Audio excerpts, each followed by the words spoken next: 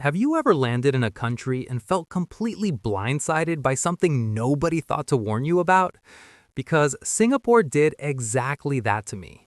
I had done my research, I had watched the travel videos, I had read the blog post. I thought I was ready. But the moment I stepped out of Changi Airport and into the city, Singapore started throwing things at me that nobody, and I mean absolutely nobody, had warned me about. And now, weeks later, I still cannot stop thinking about it. This city is not like anywhere else on Earth. It is clean, yes. It is efficient, yes.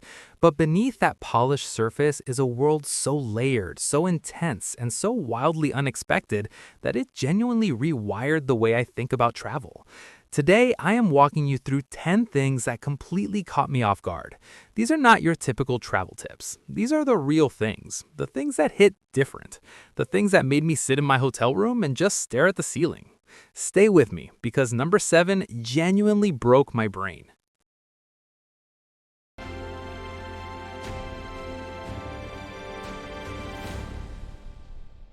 Point 1. The heat is not just hot, it is personal. I have been to hot countries before: Thailand, Vietnam, India. I thought I understood heat. Singapore proved me wrong in under 30 minutes. The temperature sits around 32 to 34 degrees Celsius almost every single day, but it is the humidity that attacks you. It sits at around 80 to 90% for most of the year. The moment you walk outside, your clothes stick to your body within seconds. Your glasses fog up, your camera lens fogs up, your entire existence becomes damp. But here's what really got me. Singapore has built its entire indoor world around this heat. Every mall, every MRT station, every cafe is blasting air conditioning so cold that you need a jacket inside and a fan outside. You spend your entire day swinging between sweating and freezing.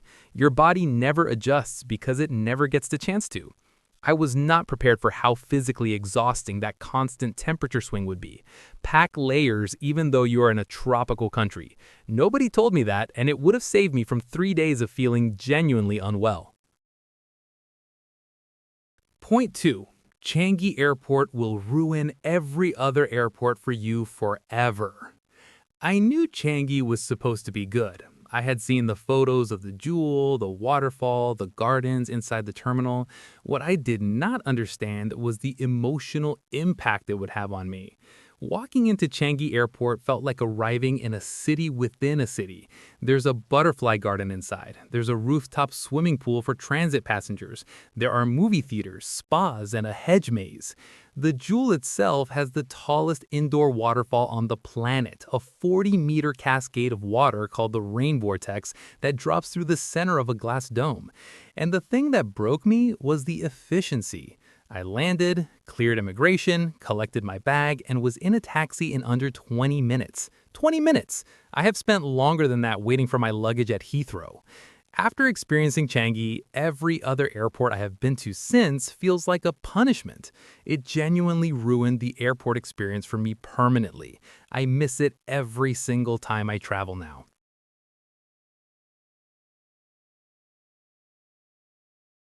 Point 3. The food scene will overwhelm you completely. Everyone says Singapore has great food. That is not a lie, but it is also not nearly strong enough as a warning. The food in Singapore does not just taste good, it challenges your entire framework for what a meal can cost, taste like, and mean culturally. A full plate of chicken rice at a hawker center costs around 3 to 4 Singapore dollars. That is roughly 2 to 3 US dollars for something so deeply flavorful and carefully made that restaurants in London charge $40 for a worse version. The hawker centers themselves are these massive open-air food halls where dozens of stalls operate side by side, each one specializing in a single dish that the owner has sometimes been perfecting for 30 or 40 years. Chili crab, laksa, char kwai tao, bak kut teh. I ate 4 meals a day and still felt like I missed everything. What nobody warned me about is the guilt you feel leaving. You know that somewhere in that city is a bowl of something extraordinary that you never got to try, and that feeling does not go away. Point 4. The fines are absolutely real. Every traveler hears about Singapore's strict laws before they go. You hear about the chewing gum ban, the fines for littering, the rules against eating on the MRT, and most people laugh it off as an exaggeration or a fun fact. Let me be very clear with you. The fines are absolutely 100% real, and they are enforced. Littering can cost you up to 1,000 Singapore dollars for a first offense. Eating or drinking on the MRT is a fine of up to 500 Singapore dollars. Jaywalking in certain areas carries fines of up to 1,000 Singapore dollars.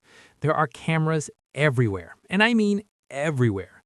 What surprised me most was not the rules themselves, but how deeply they had shaped the culture. People genuinely do not litter. Nobody eats on the train. The streets are spotless not because of the government alone, but because the population has internalized these values over generations. It is one of the most genuinely clean places I have ever visited, and the discipline behind it is something I found both impressive and quietly unsettling.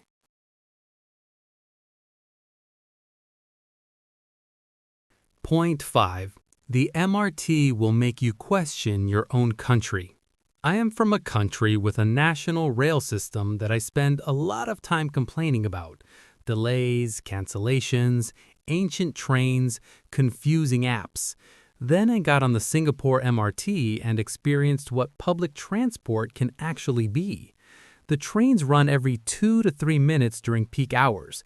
They are silent. They are air-conditioned to a perfect temperature. Every single station has clear signage in English, Mandarin, Malay, and Tamil. The platforms have safety barriers so nobody can fall onto the tracks.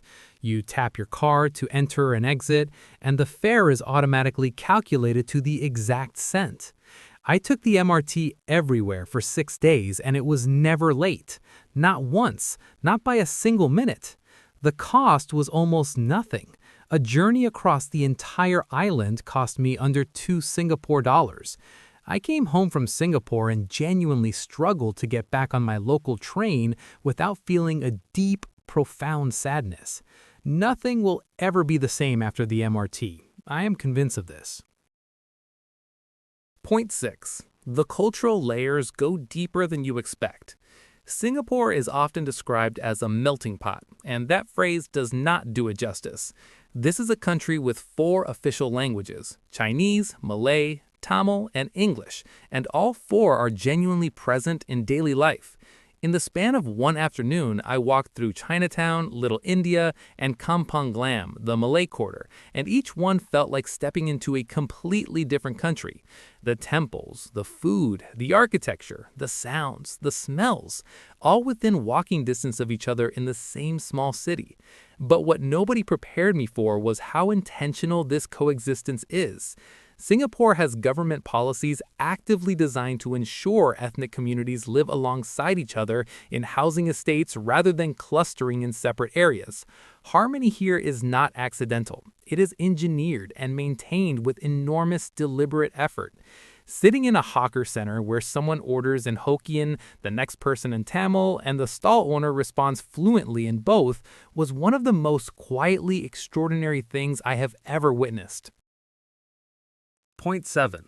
The wealth gap is visible and jarring. Singapore is one of the wealthiest cities on Earth. It has one of the highest concentrations of millionaires per capita in the world, and that wealth is visible in a way that is genuinely hard to process.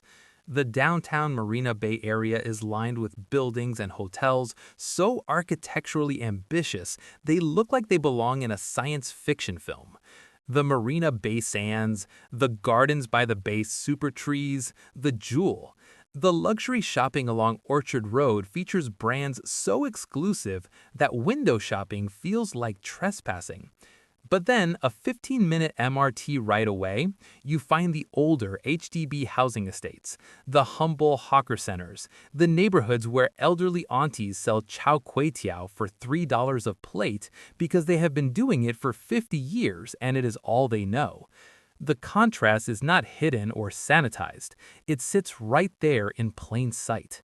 And grappling with both realities at once, the extraordinary opulence and the quiet everyday lives, was the thing that stayed with me longest after I left. Point 8. The Gardens by the Bay experience is otherworldly. I assumed Gardens by the Bay would be nice. A garden with some big trees, maybe a good photo opportunity. I was not even close to prepared. Walking into the super tree grove at night is one of the most genuinely surreal experiences I have had anywhere in the world. These 18 massive vertical garden structures, some reaching over 50 meters tall, are covered in over 162,000 plants and ferns, and at night they light up in a full sound and light show called Garden Rhapsody. Standing underneath them while this display plays out above you feels less like visiting a tourist attraction and more like standing inside a dream. The cloud forest inside one of the climate-controlled conservatories has a 35-meter indoor mountain covered entirely in living plants, with a waterfall and a series of elevated walkways that take you through cloud forest ecosystems. I walked in expecting to be mildly entertained. I walked out slightly emotional and genuinely speechless. Nobody warned me I would feel things at a garden. Point 9. Singlish is a whole language and it is wonderful. Before I went to Singapore, I knew that English was spoken there. What I did not know was that the version of English spoken on the street would be so beautifully and completely its own thing that I would sometimes stand there just blinking. Singlish is a Creole language that blends English with Malay, Hokkien, Cantonese, Tamil, and a handful of other influences. It has its own grammar, its own rhythm, and its own vocabulary. La is added to the end of sentences for emphasis or warmth. Can means yes or okay. Cannot means no. Alamak is an expression of shock or dismay, borrowed from Malay. Shiok means something is excellent or satisfying. Kiasu, borrowed from Hokkien, describes the fear of missing out or being left behind, a trait Singaporeans use to affectionately describe themselves. I fell completely in love with Singlish within about 2 days. There is a warmth and playfulness to it that makes every conversation feel alive. I came home trying to drop law into my sentences, and my friends had absolutely no idea what was happening. Point 10. Leaving Singapore hits harder than you expect. This is the one nobody warned me about, and I think it is the most important point of all. Singapore is small. You can cross the entire island in under an hour by MRT. You would think a place that size would feel easy to process, easy to leave behind. But the combination of everything I experienced, the food, the efficiency, the cultural richness, the architecture, the sheer ambition of a city that has built itself from nothing into one of the most extraordinary places on Earth in under 60 years, hits you all at once on your last night. I sat at a hawker center the evening before my flight, eating one last bowl of laksa, watching families and friends and strangers all sharing tables and noise and food, and I felt an ache that I was not expecting. Singapore is not a city you visit and forget.